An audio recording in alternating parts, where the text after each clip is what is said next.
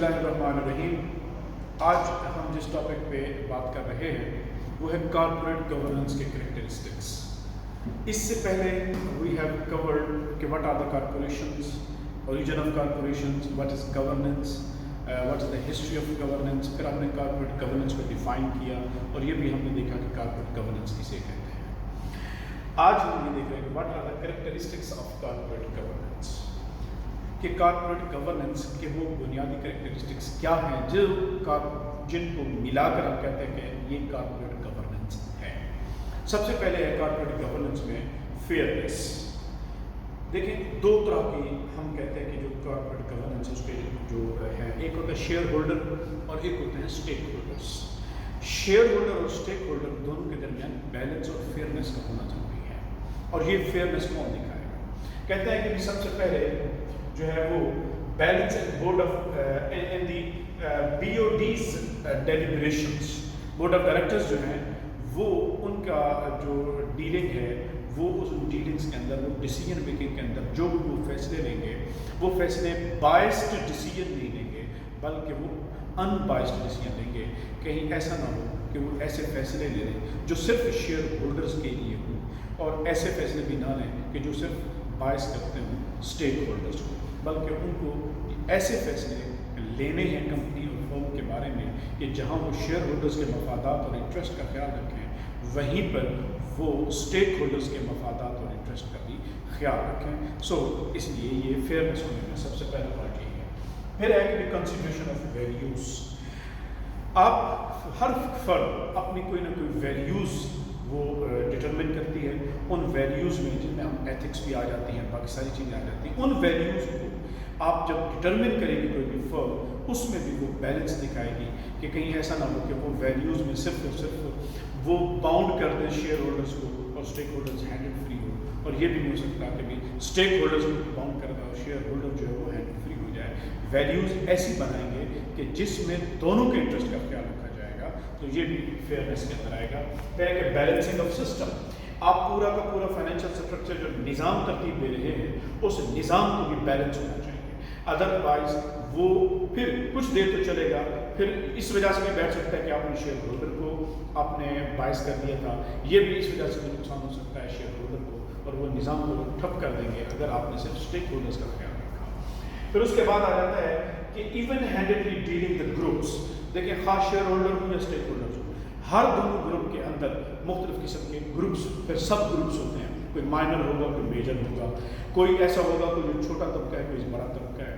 آپ نے decision making اس کی اس طرح بھی نہیں ہونی چاہیے کہ وہ صرف اور صرف کسی بڑے گروپ کے مفادات کا خیال تو رکھے لیکن چھوٹے گروپ کا خیال نہ رکھے، اور یہ بھی نہیں ہونا چاہیے کہ چھوٹے کمزور گروپ کا خیال رکھا جائے اور بڑے گروپ کا آپ حق مار دیں، یہ بھی نہیں ہو سکتا۔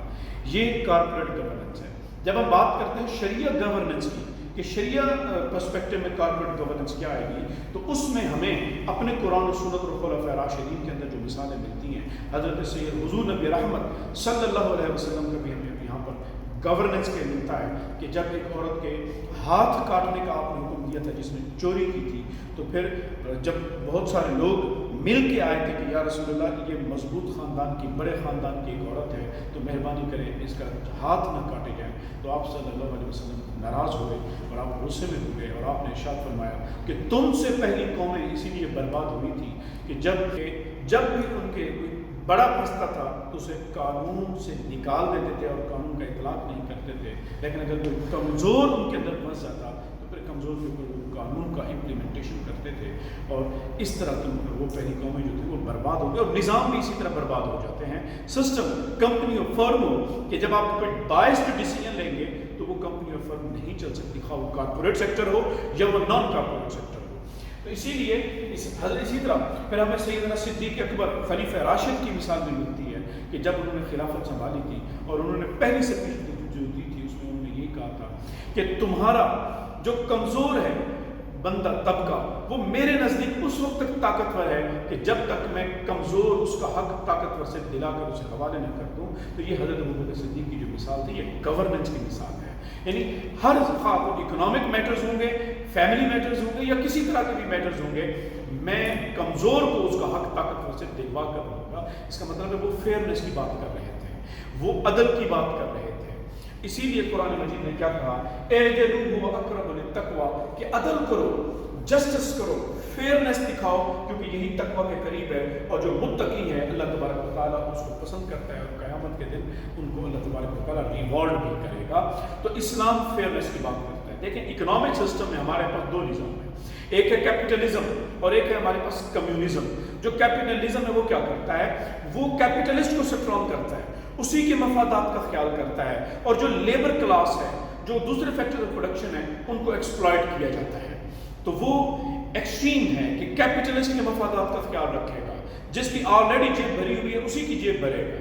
اور جبکہ جو کمیونزم ہے وہ کیپٹلزم کی جب انہوں نے ایکسپلائٹیشن کو دیکھا تو کمیونزم ابھرا۔ کمیونزم نے کیا کیا، اس نے لیبر کو سٹرونگ کیا، اور اس طرح سٹرونگ کیا کہ لیبر نے اٹھ کر کیپٹلسٹ کے حقوق تک غصب کر لیے، وہ کیپٹلسٹ کو ایکسپلائٹ کر دیتا ہے۔ اور اسلام نہ کیپٹلزم کا نام ہے نہ کمیونزم کا نام ہے، اسلامزم جو ہے وہ درمیان عدل کا نام ہے، بیلنس اور فیئرنس کا نام ہے۔ اسلام نہ تو کیپٹلسٹ کو اجازت دیتا ہے کہ اس کو وہ کسی کا حق مارے، اور نہ ہی کسی اور کو اجازت دیتا ہے کہ وہ کیپٹلسٹ کا حق مارے۔ تو اسلام دونوں کے، لیبر کلاس کے حقوق کا بھی خیال رکھتا ہے، اور اسلام جو ہے وہ کیپٹلسٹ کے حقوق کا بھی خیال رکھتا ہے، لہٰذا اسلام عدل اور فیئرنس کی بات کرتا ہے۔ اسی طرح جب ہم کہتے ہیں کہ جب